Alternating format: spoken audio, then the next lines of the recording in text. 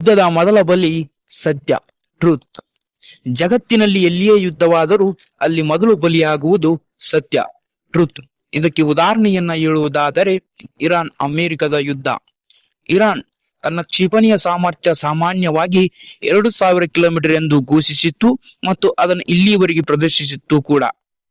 ಆದರೆ ಈ ವಿಡಿಯೋದಲ್ಲಿ ನಾವು ಇರಾನ್ನ ಅಸಾಮಾನ್ಯ ದೂರದ ಅಸಾಮಾನ್ಯ ಸಾಮರ್ಥ್ಯದ ಕ್ಷಿಪಣಿಗಳ ಕುರಿತು ತಿಳಿಯೋಣ ಬನ್ನಿ. ಅದಕ್ಕಿಂತ ಮುಂಚಿತವಾಗಿ ನೀವು ಏನಾದರೂ ನಮ್ಮ ಚಾನೆಲ್ಗೆ ಸಬ್ಸ್ಕ್ರೈಬ್ ಆಗಿಲ್ಲದಿದ್ದರೆ ದಯವಿಟ್ಟು ಈಗಲೇ ಸಬ್ಸ್ಕ್ರೈಬ್ ಆಗಿರಿ ಹಾಗೂ ಪಕ್ಕದ ಬೆಲ್ ಐಕಾನ್ ಪ್ರೆಸ್ ಮಾಡುವುದನ್ನ ಮರೆಯಬೇಡಿ.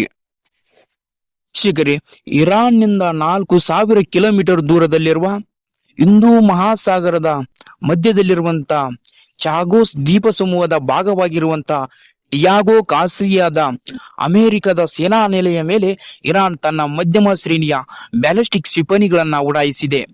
ಆ ಮುಖಾಂತರ ಯುದ್ಧದ ರಂಗಭೂಮಿಯನ್ನ ಮಧ್ಯಪ್ರಾಚ್ಯದಿಂದ ಹಿಂದೂ ಮಹಾಸಾಗರದವರೆಗೆ ಎಳೆದು ತಂದಿದೆ. ಈ ಮೂಲಕ ಅಮೆರಿಕದ ಸೇನಾ ನೆಲೆಗಳು ಎಷ್ಟೇ ದೂರದಲ್ಲಿದ್ದರೂ, ಜಗತ್ತಿನಲ್ಲಿ ಎಲ್ಲಿಯೇ ಇದ್ದರೂ ಇರಾನ್ನ ಕ್ಷಿಪಣಿಗಳು ಆ ದೂರವನ್ನ ಕ್ರಮಿಸಬಲ್ಲವು ಎಂಬುದನ್ನ ಜಗತ್ತಿಗೆ ತೋರಿಸಿದೆ.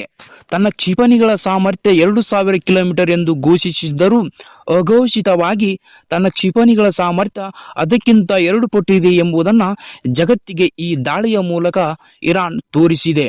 ವೀಕ್ಷಕರೇ, ಅಮೆರಿಕದ ಡಿಯಾಗೋ ಗಾರ್ಸಿಯಾದ ಮಿಲಿಟರಿ ನೆಲೆಯು ಹಿಂದೂ ಮಹಾಸಾಗರದ ಮಧ್ಯದಲ್ಲಿದ್ದು ಇದೊಂದು ನಿರ್ಣಾಯಕ ಸ್ಥಳದಲ್ಲಿದೆ. ಯಾಕೆಂದರೆ ಅಮೆರಿಕವು ಈ ನೆಲೆಯ ಮುಖಾಂತರ ಮಧ್ಯಪ್ರಾಚ್ಯ, ಪೂರ್ವ ಆಫ್ರಿಕಾ, ಇಂಡೋ ಪೆಸಿಫಿಕ್ ರೀಜನ್ ಮತ್ತು ದಕ್ಷಿಣ ಏಷ್ಯಾ ಈ ಎಲ್ಲಾ ಪ್ರದೇಶಗಳ ಮೇಲೆ ಕಣ್ಗಾವಲನ್ನು ಇಡಲು ಈ ನೆಲೆಯು ಅಮೆರಿಕಕ್ಕೆ ಅತ್ಯಂತ ಪ್ರಾಮುಖ್ಯತೆಯನ್ನು ವಹಿಸಿದೆ. ವೀಕ್ಷಕರೇ, ಇರಾನ್ ಈ ನೆಲೆಯ ಮೇಲೆ 2 ಮಧ್ಯಮ ಶ್ರೇಣಿಯ ಬ್ಯಾಲಿಸ್ಟಿಕ್ ಕ್ಷಿಪಣಿಗಳನ್ನು ಉಡಾಯಿಸಿದ್ದು, ಅದೃಷ್ಟವಶಾತ್ ಯಾವುದೇ ಕ್ಷಿಪಣಿಯು ಆ ನೆಲೆಗೆ ತಾಗಿಲ್ಲ. ಅಲ್ಲಿ ಆಗಿರುವ ಹಾನಿಯ ಕುರಿತು ಯಾವುದೇ ವರದಿಯೂ ಕೂಡ ಬಂದಿಲ್ಲ.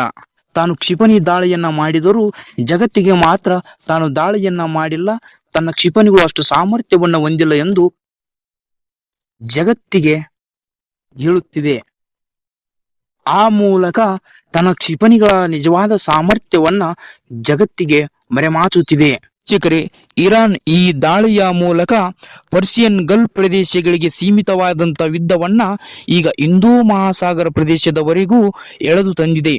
ಆ ಮೂಲಕ ಹಿಂದೂ ಮಹಾಸಾಗರ ಪ್ರದೇಶವು ಯುದ್ಧ ರಂಗಭೂಮಿಯಾಗಿ ಬದಲಾಗುತ್ತಿದೆ. ವೀಕ್ಷಕರೇ, ಇಲ್ಲಿ ಗಮನಿಸಬೇಕಾಗಿರುವುದು ಇರಾನ್ ಯಾಕೆ ಡಿಯಾಗೋ ಗಾರ್ಸಿಯಾವನ್ನ ಗುರಿಯಾಗಿಸಿಕೊಂಡಿದೆ, ಇದಕ್ಕೆ ಕಾರಣವೇನು ನೋಡೋಣ ಬನ್ನಿ. ಅಮೆರಿಕ ಇರಾನ್ ಮೇಲಿನ ವಾಯು ದಾಳಿಗೆ ಈ ನೆಲೆಯನ್ನ ಬಳಸಿಕೊಂಡಿದೆ. ಇದೇ ಕಾರಣಕ್ಕೆ ಇರಾನ್ ಈ ನೆಲೆಯ ಮೇಲೆ ದಾಳಿ ಮಾಡಿದೆ. ಇಷ್ಟೇ ಅಲ್ಲ, ಅಮೆರಿಕ ಇರಾನ್ ಮೇಲಿನ ದಾಳಿಗೆ ಬಳಸಿಕೊಂಡಂತ ಎಲ್ಲಾ ನೆಲೆಗಳನ್ನು ಗುರಿಯಾಗಿಸಿ ದಾಳಿ ಮಾಡುತ್ತಿದೆ. ವೀಕ್ಷಕರೇ, ಡಿಯಾಗೋ ಗಾರ್ಸಿಯಾ ದ್ವೀಪವು ಮೂಲತಃ ಇಂಗ್ಲೆಂಡ್ ದೇಶಕ್ಕೆ ಸೇರಿದ್ದು. ಇಂಗ್ಲೆಂಡ್ ದೇಶವು ಈ ದ್ವೀಪವನ್ನ ಅಮೆರಿಕಕ್ಕೆ ತನ್ನ ಮಿಲಿಟರಿ ನೆಲೆಯ ಸ್ಥಾಪನೆಗೆ ಗುತ್ತಿಗೆಯನ್ನ ನೀಡಿತ್ತು. ಆದರೆ ಇರಾನ್ ಈ ದ್ವೀಪ ತಟಸ್ಥವಾಗಲು ಪ್ರಯತ್ನಿಸುತ್ತಿದ್ದಂತ ಇಂಗ್ಲೆಂಡ್ ದೇಶವು ಈಗ ಯುದ್ಧಕ್ಕೆ ಬರುವ ಎಲ್ಲಾ ಸಾಧ್ಯತೆಯೂ ದಟ್ಟವಾಗಿ ಕಾಣುತ್ತಿದೆ. ಯುದ್ಧದಲ್ಲಿ ತಾನು ಭಾಗವಹಿಸುವುದಿಲ್ಲ ಎಂದು ಹೇಳುತ್ತಿದ್ದ ಇಂಗ್ಲೆಂಡ್ ದೇಶವು ಈಗ ಅನಿವಾರ್ಯವಾಗಿ ಯುದ್ಧಕ್ಕೆ ಇಳಿಯುವ ಸಮಯ ಬಂದಿದೆ. ಹಾಗಾಗಿಯೇ ತನ್ನ ಯುದ್ಧ ನೌಕೆಗಳನ್ನ ಇರಾನ್ ಕಡೆಗೆ ಇಂಗ್ಲೆಂಡ್ ದೇಶವು ಕಳುಹಿಸುತ್ತಿದೆ. ಈಗ ಅಮೆರಿಕದೊಂದಿಗೆ ಸೇರಿ ಯುದ್ಧವನ್ನ ಮುಂದುವರಿಸುವ ಸಾಧ್ಯತೆಯು ಕಾಣುತ್ತಿದೆ. ಆ ಮೂಲಕ ಇರಾನ್ ಮತ್ತೊಂದು ದೇಶದ ದಾಳಿಯನ್ನ ಎದುರಿಸಬೇಕಾದ ಸಮಯಕ್ಕೆ ತನ್ನನ್ನು ತಾನೇ ಒಡ್ಡಿಕೊಂಡಿದೆ. ಒಟ್ಟಾರೆಯಾಗಿ ಹೇಳುವುದಾದರೆ ಈ ಯುದ್ಧದಲ್ಲಿ ಅಮೆರಿಕ ತಾನು ಗೆದ್ದಿರುವುದಾಗಿ ಹೇಳಿಕೊಳ್ಳುತ್ತಾ ತನ್ನ ಬೆನ್ನನ್ನ ತಾನೇ ತಟ್ಟಿಕೊಳ್ಳುತ್ತಿದ್ದರೆ, ಆದರೆ ವಾಸ್ತವದಲ್ಲಿ ನೋಡಿದರೆ ಈ ಯುದ್ಧ ಸುದೀರ್ಘ ಅವಧಿಗೆ ನಡೆಯುವಂತ ಎಲ್ಲಾ ಸಾಧ್ಯತೆಯೂ ದಟ್ಟವಾಗಿ ಕಾಣುತ್ತಿದೆ. ಇದಿಷ್ಟು ಅಮೆರಿಕ ಇರಾನ್ ಯುದ್ಧದ ಕುರಿತು ಮಾಹಿತಿಯಾಗಿದೆ. ಮುಂದಿನ ವಿಡಿಯೋದಲ್ಲಿ ಮತ್ತೊಂದು ಮಾಹಿತಿಯೊಂದಿಗೆ ಭೇಟಿಯಾಗುತ್ತೇನೆ. ನಮಸ್ಕಾರ.